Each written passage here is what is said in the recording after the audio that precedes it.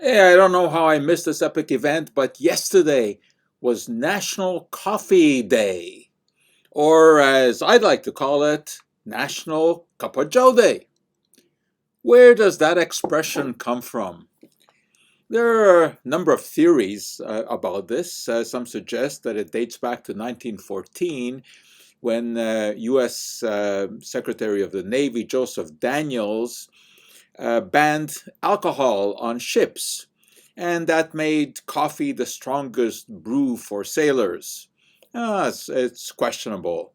Then there's a story that Stephen Foster's spiritual song, uh, which was titled "Old Black Joe," some interpreted that this meant coffee without any milk.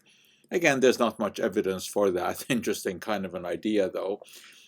Much more likely is the story that the expression cup of joe is a contraction of the word jamoke, which itself is a contraction of Java and Mocha. Java is an island, and Mocha is a city in Yemen.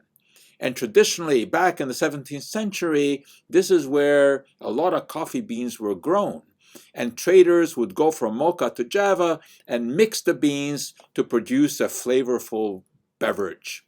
So it's very possible that the terms Java and Mocha gave rise, by contraction, to Joe.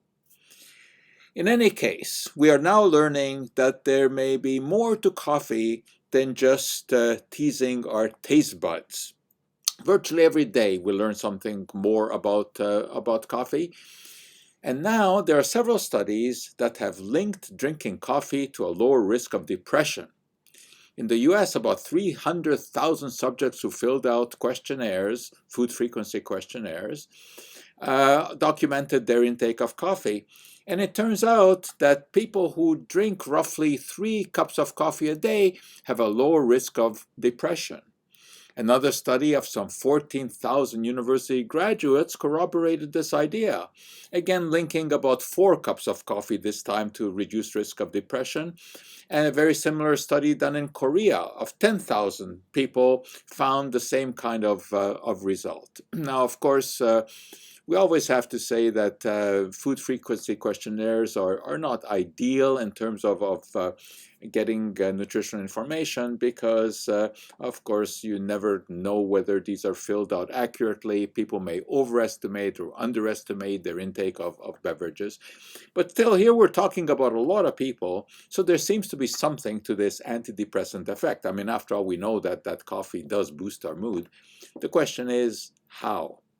There are several theories about this as well, but I think the one that holds the most water, let us say, is the one that describes the possible conversion of polyphenols that are present in coffee, and coffee is a very rich source of polyphenols.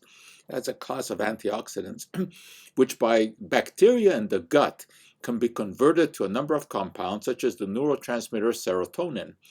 And from the gut, it can get into the bloodstream, and serotonin can cross the blood-brain barrier. And we know that serotonin is associated with reduced risk of depression. In fact, there are many drugs that are based on the notion of treating depression by elevating levels of serotonin. So there may be something to the coffee business being linked to depression. And so let's celebrate National Cup of Coffee Day, or National Cup of Joe Day, as I would rather call it, with a good old-fashioned cup of Joe. In fact, maybe we should even have more than one. So that's our double cup of Joe for today.